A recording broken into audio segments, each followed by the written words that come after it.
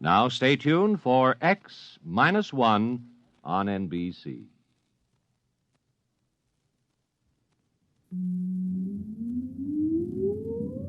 Countdown for blast-off. X-5, 4, 3, 2, X-1, fire.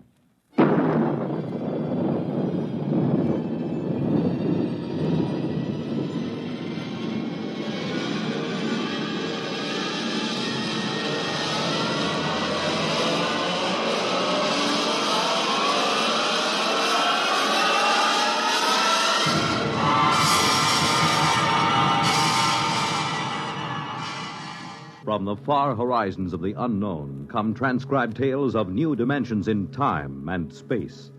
These are stories of the future, adventures in which you'll live in a million, could be years, on 1,000 maybe worlds. The National Broadcasting Company, in cooperation with Galaxy Science Fiction Magazine, presents X-1.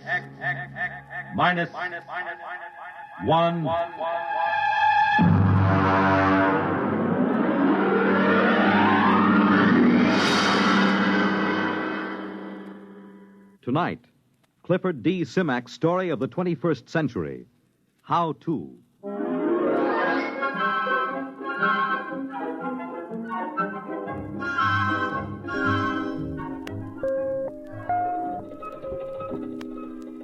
Build your own three-dimensional color TV set. Complete kit, screwdriver assembly in 3 hours. Nah, I've done that.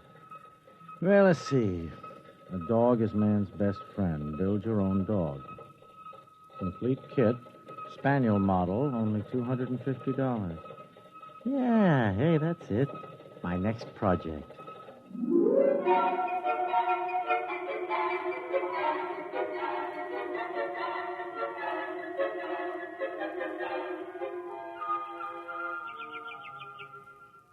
Gordon, is that you? Yeah.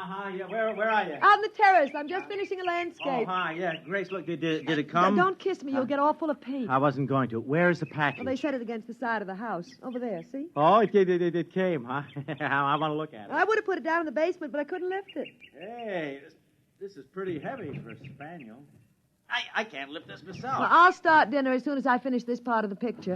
I want to get the grass while the light's right. Yes, all right, so no hurry. I want to examine the kid anyhow. Of course, if you didn't waste our money on things like dog kits, maybe we could afford a robot, and I wouldn't have to cook. Yeah, all right. There. That should be enough for now. The light's beginning to get tricky. Good night. You're not going to open that thing here on the terrace. Now, you'll make a mess. I just want to see the parts. You know, this thing's too big and heavy to be a dog kit. Maybe it's a Great Dane. No, it can't be. Look, here's the shipping tag. From How To Kits, Inc. to Gordon Knight. One dog kit, spaniel model, $250, paid in full. The Great Dane cost $350. Well, all I can say is that must be the world's biggest spaniel. Hey, you know, that's darn funny. I told you, I don't want you fooling around with it up here. Now take it down in Grace, the basement. this can't be a dog kit. You know what I think? It's a robot. A robot? But you didn't order a robot. Or did you? No, certainly not. They made a shipping error. That's about the size of it. Ah, doggone it. I'll have to put this crate back together again and call the express company. Are you going to return it? Well, certainly I'm going to return it. You don't think we can keep it, do you? Well, why not? The tag says paid in full, so they can't say we owe them anything. But it's a robot. They're expensive. Well, I don't see how the company will ever know. When inventory time comes around, they'll be short one robot and long one dog. Of course, I've always wanted to put together a real robot. Lord knows when I'd get another chance. Then it's settled. No, it is not settled either. I'll tell you what, I'll put it together just to see what it's like. But I won't activate it, see? I mean, I'll, disassemble it right away and ship it back to the company.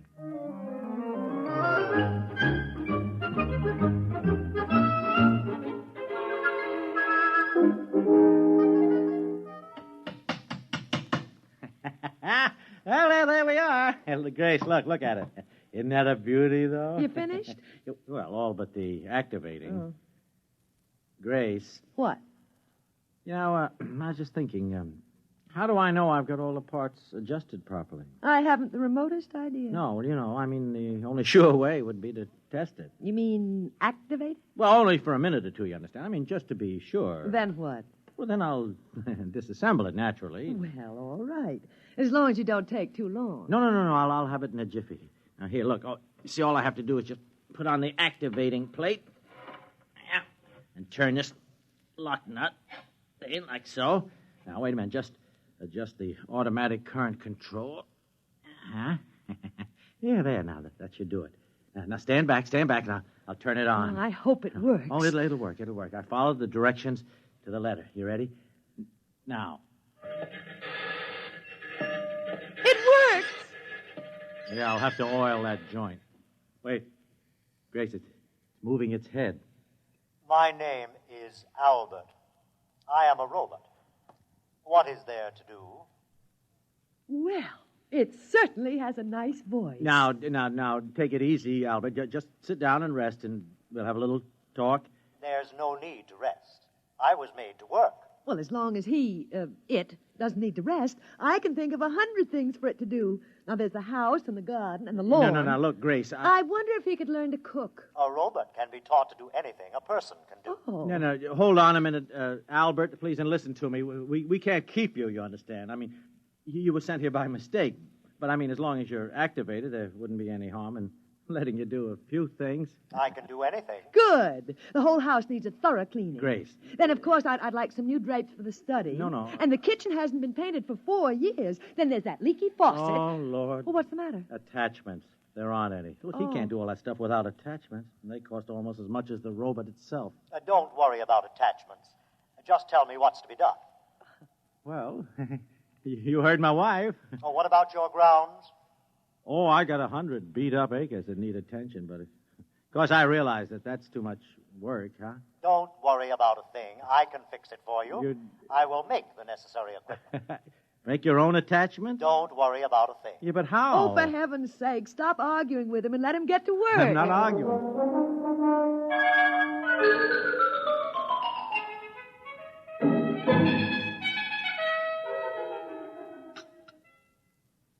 Morning, Gordon. Your coffee's ready. Yeah.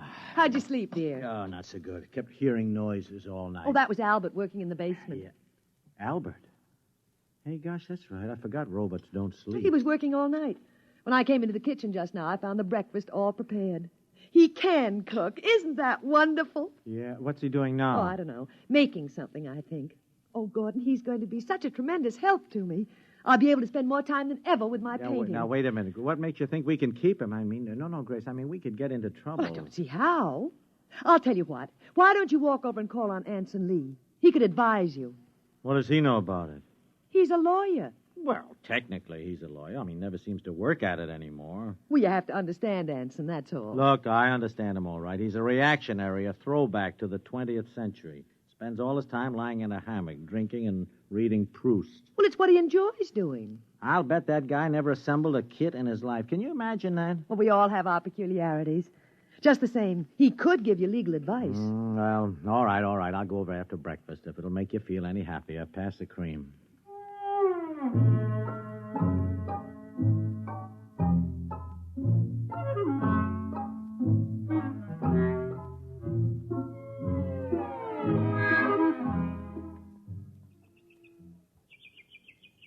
I'll have a drink night. Hard cider. Made it myself. Thought you didn't go in for home projects, Lee. Oh, I don't. Making this cider was the first honest work I've done in years. I don't doubt it. Every time I get a end to work, I look across at your place and I decide against it. How many rooms have you added to that house since you got it built? 8. Good Lord. Think of that. 8 rooms. No. It's not hard once you get the knack. It's kind of fun. You just buy a how-to kit. Sure, I know. Just follow directions. That's right. Anybody can build a robot on a kitchen table. Well, no thanks. Why do you say that? What? I mean about building a robot. Oh, I don't know. I suppose I expect you to start building one any time now. You've done everything else. What's got into people these days, Knight? They just aren't equipped to enjoy their leisure. That is, most of them aren't. Me? I am. I read, and I lie in a hammock, and now and again I even think. Yeah. Yes, I guess that makes me an eccentric. Here, have another drink. Oh, no, thanks. I'll have to get back to my place.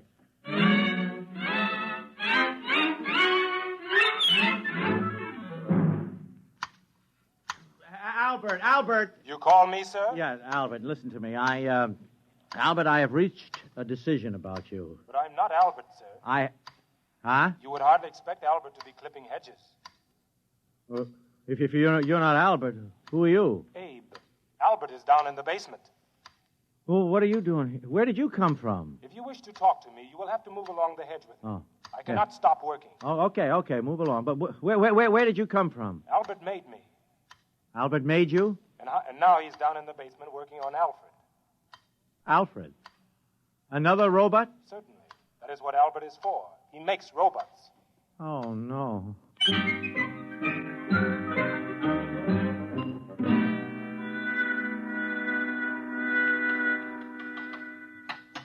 Albert. Oh, there you are. Albert, what's going on here? I'm reproducing. What? I have a built-in mother urge. I don't know why they named me Albert. I should have had a female name. Oh, but you shouldn't be able to make robots. Look, boss, you worry a lot. You want robots, don't you? Well, yeah, I guess everybody could use a robot. I make robots. I'm making all you need. Albert, put down that head and listen to me. I want to have a serious talk. Sure, boss. What's on your mind? Now, Albert, I just looked through your packing case and I found this tag. Look, it says X, 190. X, Albert. Don't you understand? That means you're an experimental model. That's correct. You were never meant to be sold. That is also correct. I know. Don't you see? That means trouble. I can't keep you. I've already taken care of that. How do you mean? I filed off my serial number and replated the surface. Well, why did you do that? So that they can't come around and take me back. They made me, and then they got scared and shut me off. But you're not afraid of me. I'm You not. assembled me and let me go to work. Yep. I'm sticking with you, boss. Wait a minute. This could mean a lot of trouble for me, Albert. No trouble. They can't prove a thing. I'll swear that you made me. I'll not let them take me back. They will take no chances next time. They'll break me up for scrap. Oh, but look, if you make too many robots... Robots are useful. You need a lot of them in this place. Now, don't worry, boss. Everything will work out. Well... I'll take good care of you. Yeah. Now, I must go back to work. Adelbert is nearly finished.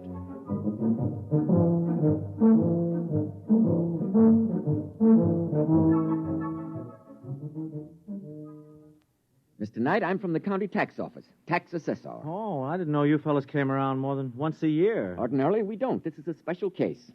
Oh? Made a lot of improvements in the place the past few days. Oh. Landscaping, painting, building. Well... Afraid I'll have to boost your assessment some. I see. Heard about those robots of yours, too. Robots?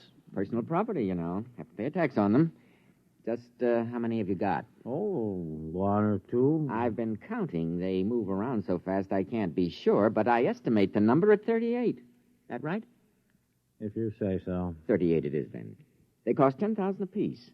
I'll assess them at 5. That's $190,000. Oh, no, hey, that's pretty steep. But I'm going easy on you. By rights, I should only allow you a third for depreciation. Well, that's it, Mr. Knight. $190,000. Wait. We'll send you the bill with your quarter. Roughly of $130,000. Well, when... What do I do? By the 15th of next month, you must file a declaration of estimated income. You pay half of the due tax at that time, and the balance in monthly installments. And there's one other matter. One other matter? We investigated. We found you make $10,000 a year. Huh? Would you tell me, out of personal curiosity, you understand? I understand. Just how a man of your particular means could show a capital gain of $500,000 in so short a time? I'm beginning to wonder myself. Well, our only concern is you pay your tax. Yeah. However, some other branch of the federal government might very well want to ask some questions sometime. Oh? If I were you, Mr. Knight, I would be ready with some answers. Yeah. Good day. Good day.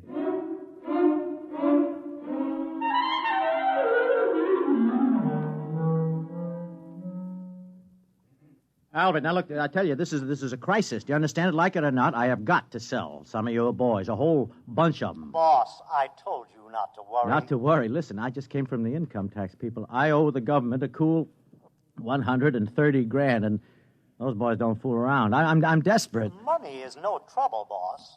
Come here. Come where? Over here. Look at this. What's this? What, those bales? What have they got? Don't tell me. Full of money, boss. Help yourself. You mean the actual, real money in those bales? Not stage money now. Real money, boss. No ones, of course, but lots of 10s and 20s. Yeah. That bale over there is full of 50s. Full of 50s. We didn't fool around with the ones. Albert, look me in the eye. Did you make that money? You said you needed it. We took some bills and analyzed the ink. Found out how to weave the paper and made plates. I hate to sound immodest, boss, but they're beautiful. Oh, my gosh, I'm a counterfeiter, too. We just ran off as much as we thought you'd need. Yeah. If it's not enough, we'll make some more. It's enough, not another dollar. Well, you're the boss. Albert, listen to me. There are laws in this country. I mean, you just can't go out and print money. That's a crime, don't you understand? Now, look, you take it all outside and burn it right up. You understand? And don't print any more. That is an order. Gordon, are you down here? I'm busy. I hate to disturb you, dear, but I thought you ought to know about the sheriff. I don't want to know... The sheriff?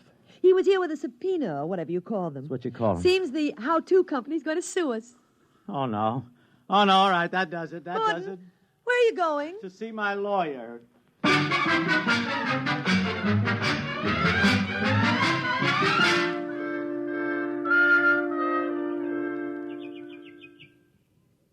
Well, offhand, old man, I'd say you were in quite a jam. I didn't have to walk all the way over here to find that out. The point is, Lee, what in the name of heaven can I do?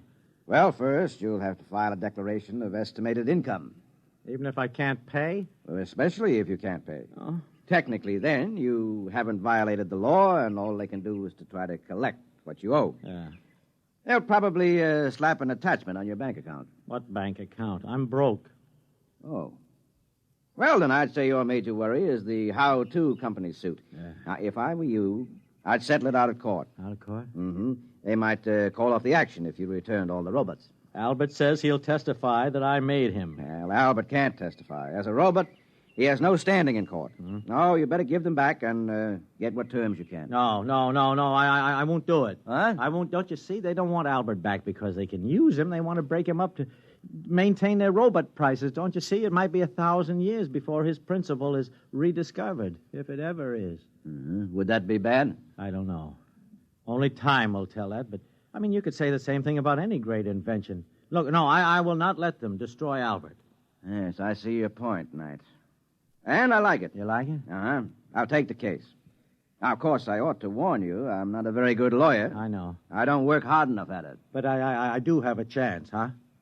In all my practice at law, Knight, I never saw a man who'd gotten himself as fouled up as this. No. I'd say your chances are nil. Yeah. Boss?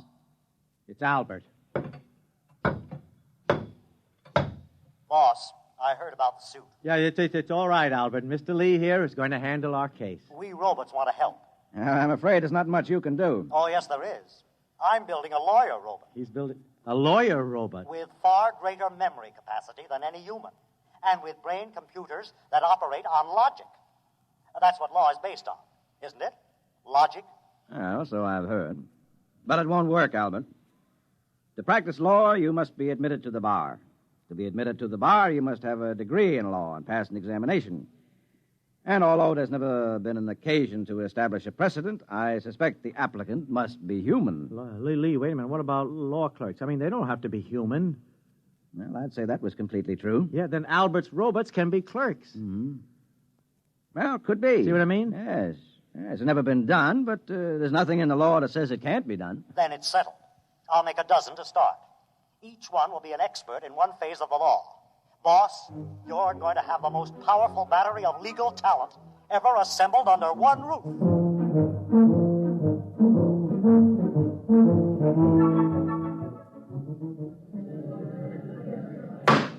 Quiet in the court. Mr. Lee, what is the meaning of this outrage? What outrage, Your Honor? Those robots sitting at the defense table. These, Your Honor, are my valued assistants. Robots? Yes, Your Honor. Take them away. They have no standing in this court. If Your Honor will excuse me, they need no standing. I am the sole representative of the defendant. My client is a poor man, and he is opposed by the most formidable array of legal talent money can buy. Now, surely the court will not deny him whatever assistance he's been able to muster. This, sir, is highly irregular. If it please Your Honor, I should like to point out that we live in a mechanized age. The court clerk uses a machine to take down the transcript of these very proceedings. To my certain knowledge, no court has ever challenged the presence of such a device as an aid to the furtherance of justice. Now, if Your Honor can point out anything in the law specifically barring these robots from the court... That's ridiculous, sir. Of course there is no such provision. At no time anywhere did anyone dream such a contingency would arise. In that case, sir, I ask the court for a favorable ruling. Mr. Lee, as you point out, there is no precedent for my ruling in any way but in your favor. Therefore, sir, with reluctance, I do so at this time.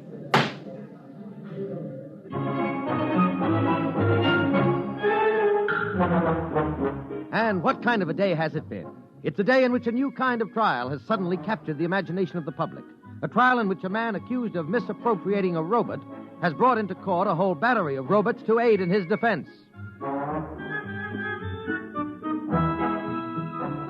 To give validity to their argument, Your Honor, it must first be proved that these robots are, in fact, the property of the plaintiff.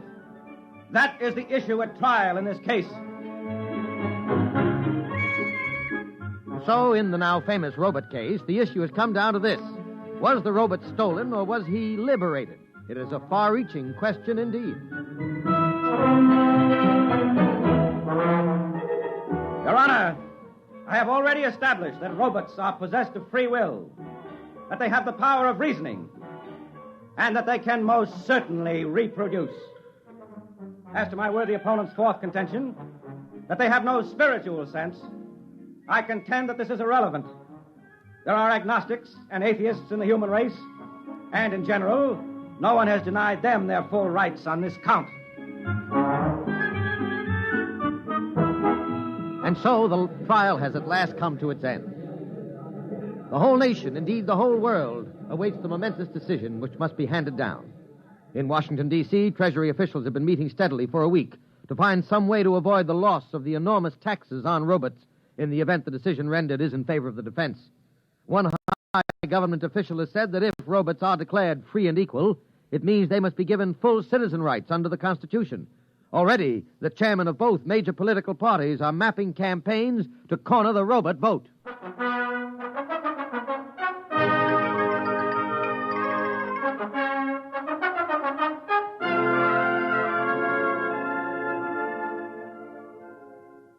Welcome home, darling. Yeah, thank you. But what's going on here, Grace? I had more trouble getting into my own home than into the Pentagon. Oh, you mean the robots? They've set up a defense perimeter. A defense... Uh-huh. Albert. Hello, boss. Welcome home. Albert, what is the meaning of all the barbed wire and the rocket launchers? Just precautions, boss. We're ready for any situation.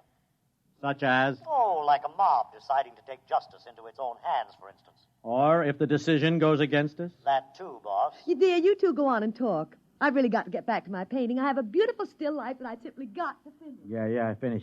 Albert, listen. You can't fight the whole world. We won't go back. How Two Kits Incorporated will never lay a hand on me or any of my children. Albert, this is madness, don't you understand? They'd get you with one bomb. And me, too. Better to die fighting, boss, than to live in chains. I don't know. That's our motto. No matter what happens, we're ready for the decision.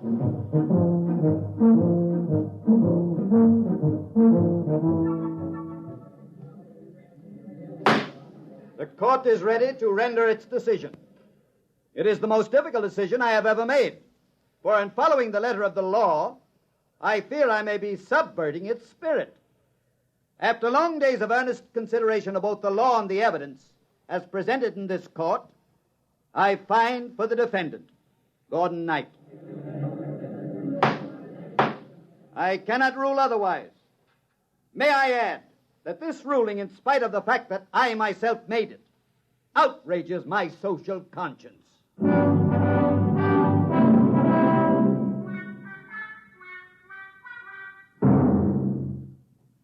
You did it, boss. You did it. We're free.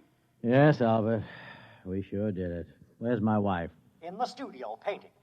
Not another landscape. Her fifth this week.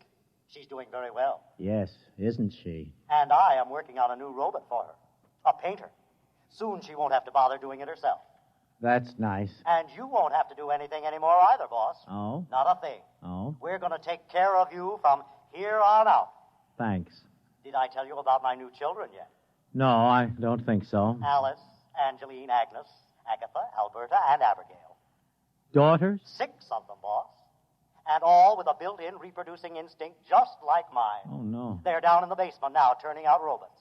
Great. We've got everything worked out for you, boss. You won't have to worry about a thing for the rest of your life. No, Albert. Not a thing.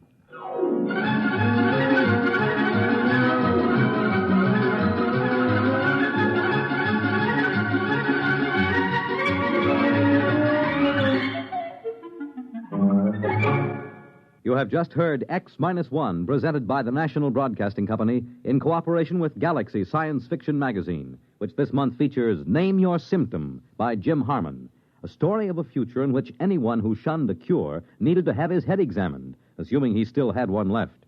Galaxy Magazine on your newsstand today. Tonight, by transcription, X-1 has brought you How To, a story from the pages of Galaxy written by Clifford D. Simak and adapted for radio by William Welch. Featured in the cast were Alan Bunce, Ann Seymour, Les Damon, Joseph Bell, James Monks, William Key, Lawson Zerbe, Santos Ortega, and Ben Grauer. Your announcer, Fred Collins. X-1 was directed by Daniel Sutter and is an NBC Radio Network production.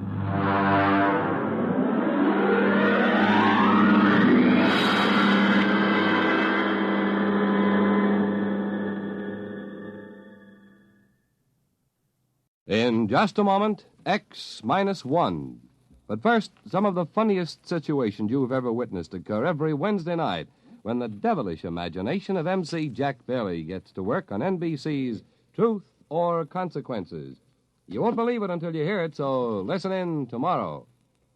Then another laugh session is in store later on with the wise and witty Groucho Marx as he and contestants play You Bet Your Life, while the melodic note in your Wednesday evening schedule is music and fun on Airtime with Giselle McKenzie.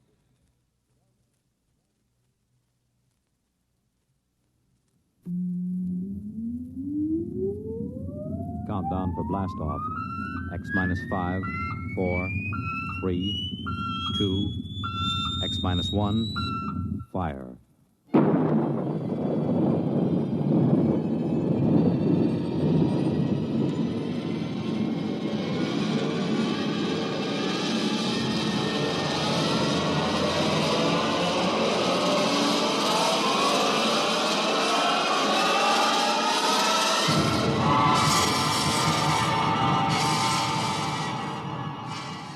From the far horizons of the unknown come transcribed tales of new dimensions in time and space.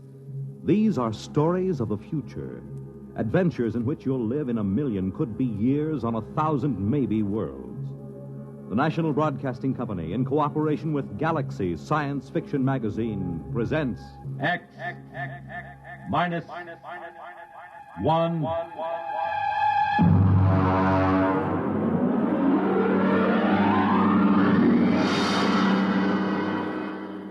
Tonight, the Marc Clifton story, Star Brite.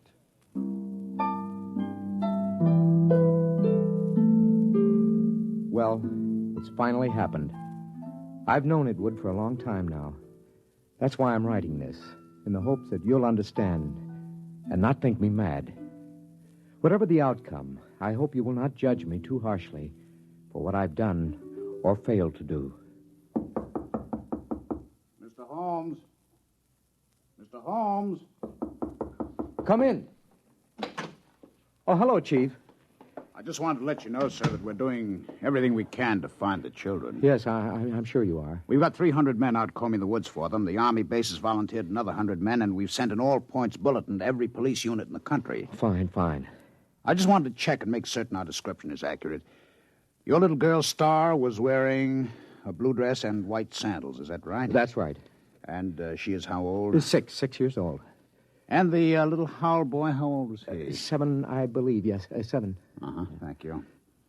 Well, I'll be in touch with you. Well, that's very good of you, Chief. Oh, by the way... Yes? Mr. and Mrs. Howell, how are they taking it? Well, they're pretty upset, naturally. Mr. Howell, he's out with the men searching. Yes, I know. And Mrs. Howell's in the car outside. Ruth is outside? Why didn't she come in? Well, she said she'd rather not. Oh, I see. Do you, Pete? Well, Mrs. Howell, I thought... I decided to come in. I'm not going to sit on my feelings any longer. Now, Mrs. No, Howell... I have to say this. Pete, Bill and I have been your neighbors for almost a year now. Our children have been almost inseparable. I know that. Then how can you just sit here writing letters when they may be lost somewhere or in trouble? Why aren't you out with Bill and the rest of them searching? I can't. Ruth, I know how you feel. Please try to understand. I intend to help find Bobby and Star, but I must do this first. Why? What's so important about Ruth, it? I'm sorry. Sorry. Then why don't you act like a man? You're inhuman. Please. I don't ever want to see you or speak to you again. Ever. Perhaps you won't. What was that, Mr. Holmes? Nothing. Chief, if you don't mind, I'd like to be alone for a moment. Okay, Mr. Holmes. I'll keep in touch.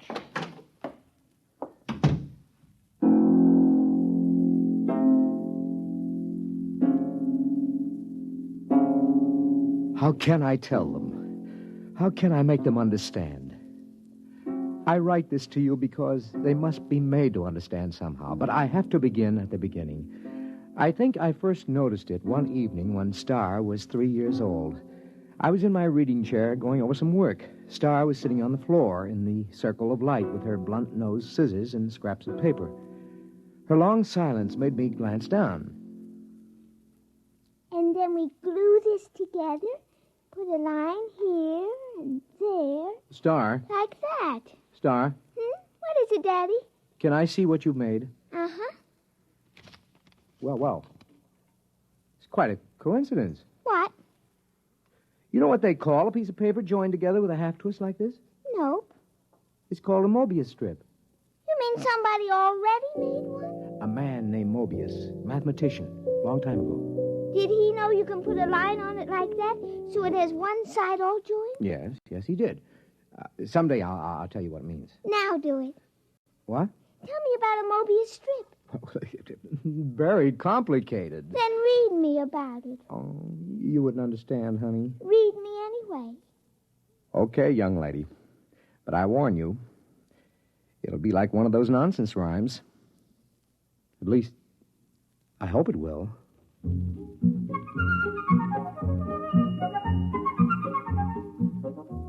At 3 years, a child shouldn't have enough functioning intelligence to put together a Mobius strip. I'd known for some time now that Star was an exceptionally bright child. Just how bright, I had no idea. Not until I began to read to her from an advanced physics book, The Theory of the Mobius Strip. To the power of infinity. Now then, are you sufficiently mixed up, young lady? Daddy, you know what? What? You read too slow. You say a word, then I think a long time, then you say another word. Oh, I see. Just what would you have me do about it? Well, teach me to read. Then I can think as quick as I want. The word is quickly. It's an adverb. Oh, Daddy, really? You pick on such unimportant things. I want to learn to read. Okay. When would you like to begin? Right now, tonight.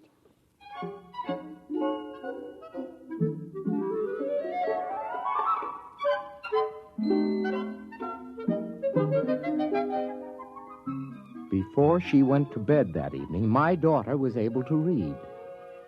In the months that followed, a great deal happened. Some of our friends, like Jim Petrie, have dropped in and been amused to see her on the floor, rapidly turning the pages of an encyclopedia as big as she is.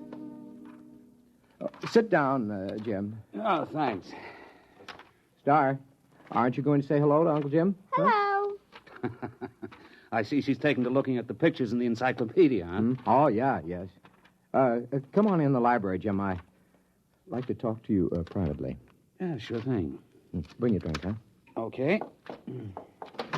I'll shut the door here. Why all the secrecy? Sit down.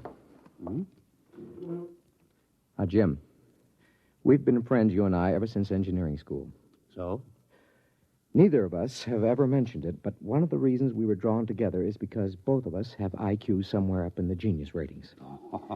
Oh, I think it was more than that. Well, that played a part. It isn't easy to be exceptional in a world which regards mediocrity as the only behavior above suspicion. Well, we all have to live with our afflictions.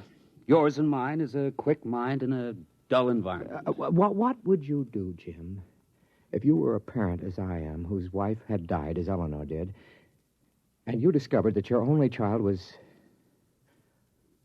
well, afflicted with a fantastically brilliant mind? Star? Oh, come on, Pete. Any little girl who's content just to look at the pictures in the encyclopedia. Jim. I mean, after Jim, all. What?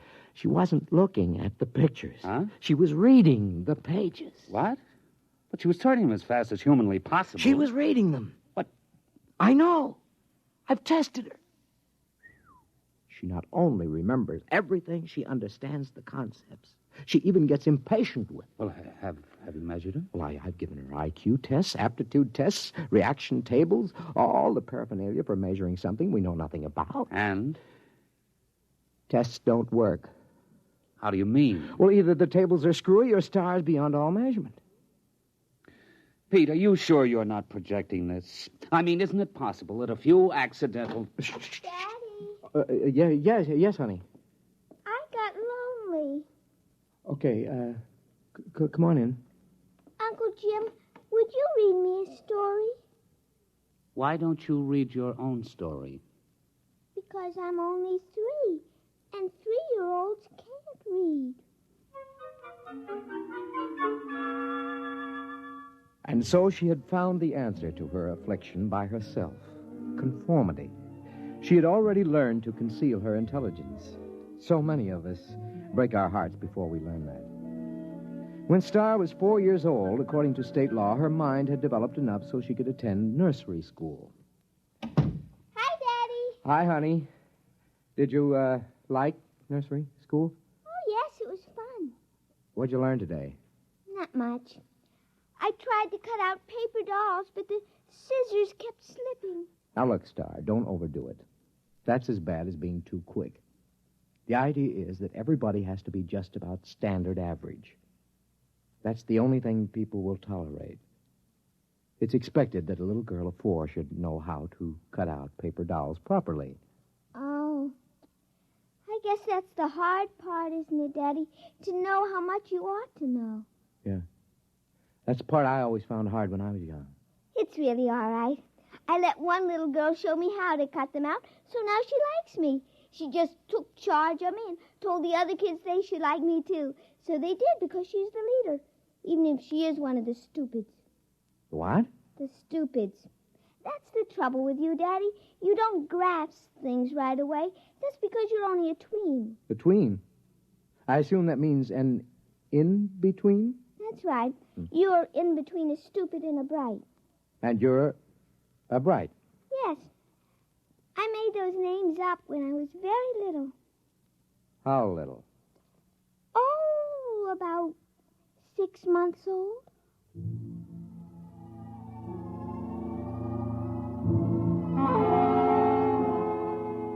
The thoughts began to whirl around in my head after that one. A small fear kept growing inside me. How profound was this little imp that was staring up at me? How much did she understand already? Even as the thought formed, I learned the final horrifying fact about my little girl. It's all right, Daddy. Don't be afraid of me. Well, how did you know that I was thinking anything like that? Well, I just figured it out. Star. Yes, Daddy? Now, I want you to answer me honestly when I ask you this next question, will you? Yes. Star. Can you read people's minds? Are you a telepath? Well? Yes, Daddy. I thought so. You read my mind just now, didn't you? Yes. Now, I'd like to know something else. All right. Can you teach me to do it? You're already learning it, Daddy. The trouble is you're so slow you didn't even know you were learning. Oh, I see. Daddy? Yeah? You know what I wish? What do you wish? Well, nothing.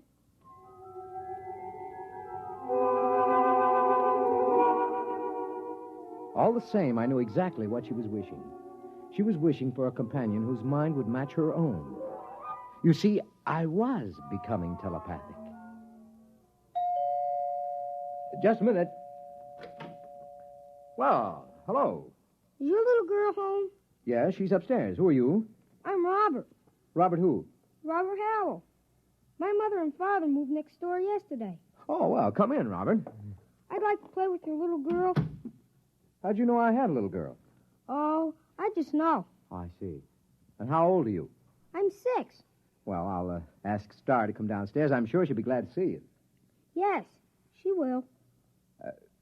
Tell me, Robert, are you a tween or a bride? Oh, I'm a... What did you say, Mr. Holmes? Nothing.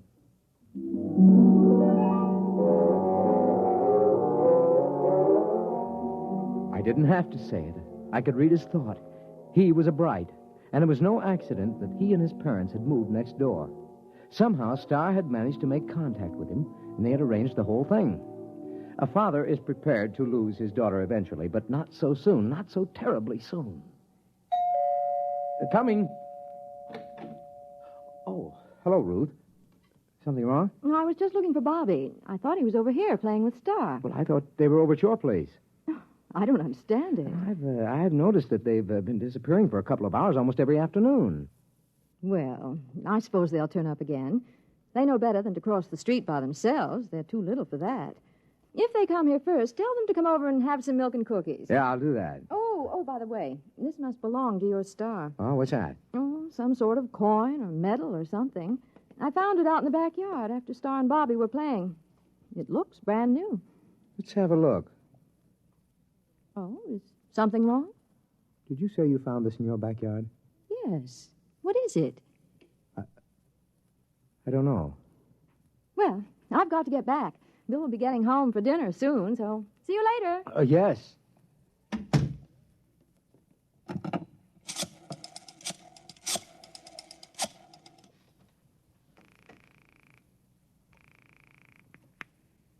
Hello? Jim? Yes. Do you have a portable spectrophotometer? Well, sure. We've got a dozen here at the lab. Pack one up and get over here right away, will you? Well, Pete, I don't quit till 5. Look, do as I say, huh? It's important. Well, okay.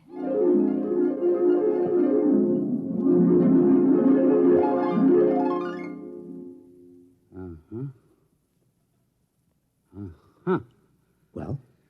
Let me check the amount of radioactivity again. You've checked it 4 times. That's about it. Okay. What's your opinion of this coin? Well, first of all, let me say this. It's the real McCoy. And? Also, it doesn't exist. Makes sense. Look, Pete, that coin is pre-Egyptian. It's hand-cast. It's made out of one of the oldest bronze alloys, one that was lost 4,000 years ago. So it's 4,000 years old. It is and it isn't. What do you mean? Listen, Pete, old coins show wear. The edges get rounded with handling. The surface oxidizes. The molecular structure changes, crystallizes. Pete, this coin is authentic, and yet it's brand new. It might have been struck off yesterday. You realize, of course, that that's impossible. Where'd you get it, Pete? I don't know. I think the kid's got it. Star? Yes. How? I don't know. I'm almost afraid to think. Well, why not ask her? She isn't around. She and Robert are off playing somewhere. Well, do you know where? No, Oh, Jim, it's just too fantastic. It isn't possible. I haven't said a word. I know what you're thinking. As a matter of fact, I was thinking something fantastic. How did you guess? I just guessed. Jim, let's find those kids right now. Okay. Star! Robert! Let's try the playroom. Star? Robert? Not in here. Let's try back here. I hear something. What? Pete, it's coming from the room we were just in. That's impossible. There's no place they could have hidden. I'm going to open that door. Peekaboo, Uncle Jim. There they were, in the middle of the playroom, holding hands, a little shamefaced, a little defiant. Star, Robert, where have you been? Now, I know you weren't in this room a few seconds ago, and there are no windows you could get through. Well? It's nothing, Daddy. We just went a little ways. That is not answering me. Where did you go? You see, Star, we've found this coin. Come on. I shouldn't have to tell. You're both just tweens. Star, I'm still your daddy. Even Brites have feelings about their parents. Now. I tried to ESP you, Daddy. Does she mean extrasensory perception? Yes. You just don't ESP good, Daddy. Robert does it very nicely. He can always find me when I hide. That's 'cause you don't have much imagination. I do, too. Yeah, but you always have to look at a book to ESP what's in it so you leave an ESP smudge. I just look at where you left the smudge, and I go to that place, and that time, and there you are. Oh, but that's cheating. It isn't. You just haven't got imagination. You can't teleport yourself to a place that hasn't been. I can, too. What about the moon people? They haven't been yet. Oh, Star, they have, too. Not for your daddy, they haven't, but for the things from Arcturus. The moon people were about 10 million light years ago. Now, wait a minute, kids. Hold on. Jim, have you been listening to this? I think I heard it. Now, look, kids. You're either playing a big joke on us older folks, or you've actually figured out a way to travel to places in the past. Right? And in the future, too, Daddy. Star, could you tell us how you do it? It would be easier if I could ESP it to you. Well, just pretend we're stupids and tell us in words. Well, you remember the Mobius strip? I remember. She made it about a year ago, Jim. Well, you join the ends of a strip of paper with a half twist to make one surface. Then you take a sheet and give it a half twist so you can join the edges together all over. That's Klein's bottle. Oh, you know about that. Yes, we know that. Go on. Well, then you take a cube. You imagine a cube, and you twist it. Tesseract? Shh, go on, Star. And you ESP the twisted cube all together the same way you did Klein's bottle. Now, if you do that big enough all around you so you're sort of folded into it, you can teleport yourself any place you want to go. And that's all there is to it. Jim, what do you think? I need another drink, Pete. A big one.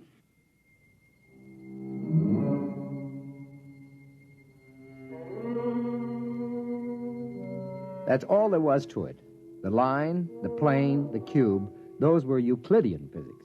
The Mobius strip, the Klein bottle, the twisted cube, those were Einsteinian physics. Well, I was pretty advanced in both, but I'd have to do some heavy thinking to really grasp it. Meanwhile, the two little kids stood there staring at us. Star, Robert, can you tell us some of the places you've been? All over, Uncle Jim. The Romans and the Egyptians and places like that. Is that how you got the coin? Uh-huh, I found it. It wasn't stealing, was it, Daddy? I just found it in the dirt. We'll skip that for a minute. What about going to the future? There isn't any future, Mr. Holmes. What's that? It's kind of hard to explain. Even Star doesn't get it. Oh. But when she gets to be 6, like I am, she'll probably understand. Well, try to explain it to me. Well, it's all connected, just like the Mobius strip. If you go far enough, you'll get back to where it starts again. You start with the cavemen, then us men, then atomic men, the moon men, planet men, star men, and Brites. Only somehow... What? The Brites got off the strip. We haven't been able to find them any place in time. I'd sure like to know how they got off and where they are. Now, look, kids, this kind of thing can be dangerous. You might be eaten by a dinosaur or something. Oh, we just ESP ourselves right out of there. Well, anyway, I don't want you leaving this part of the time strip.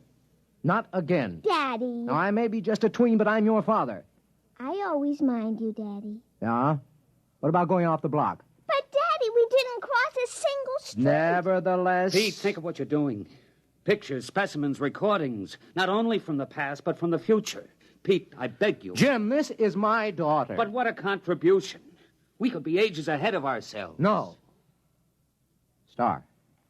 Robert, I'd like your promise you won't leave present time again. Well? Okay. All right. Now run along. Robert's mother has some cookies and milk for you. Okay. See you later, Daddy. Beat you there. That was a moon man. Jim, I'm sorry.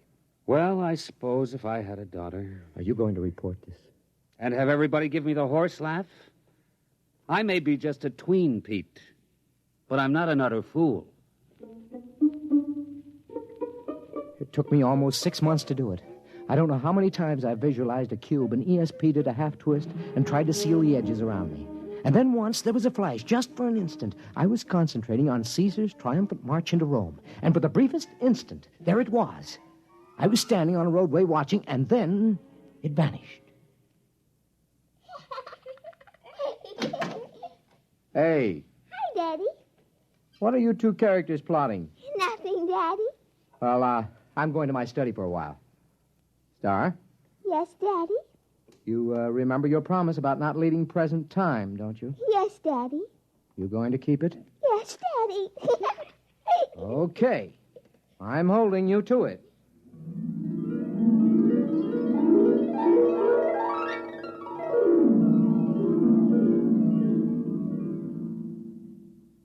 Hello? Hello, Pete. This is Ruth Howell. Yeah? Are the kids there?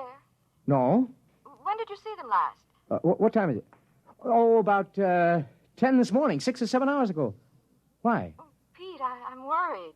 What's up?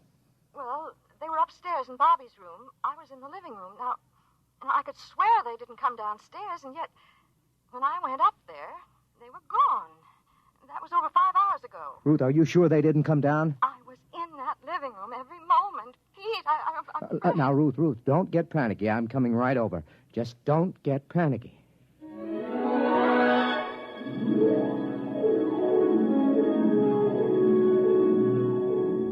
There wasn't a trace of them.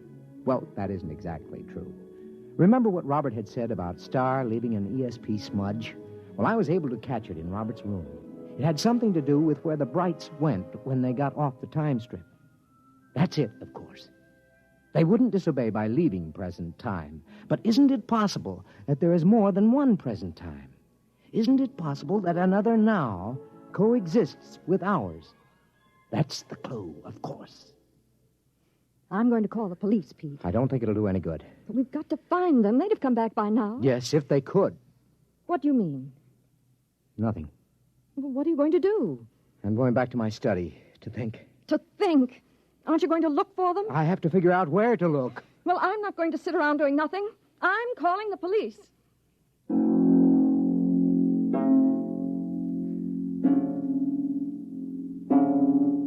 That was this morning. I've been doing some desperate concentrating since then, Jim. I'm writing this down so you'll know. I've already managed to go back to the time of Cheops and ahead to the time when men were navigating to distant planets in a matter of days. But the big job remains. How to get into a dimension parallel with our own at the same time. I figured out that to get the equivalent of a Mobius strip with depth, you must use the supercube, the tesseract. That's what I'm working on at the moment. If I succeed, there is a possibility I may not be able to get back. I hope you will be able to make Bill and Ruth Howell understand. Okay, now if I take 6 cubes and fold them in one another so that every angle is a right angle. Yes, all right, I've got that. And now if in folding, I ESP the tesseract, a half twist around myself. Mr. Holmes? Mr. Holmes, are you in there? Mr. Holmes? We'll have to break in. It's locked from the inside. Mr. Holmes. Pete, where are you? Pete? That's funny. The door was locked from the inside, but here's his fountain pen with the ink still wet. But he's gone.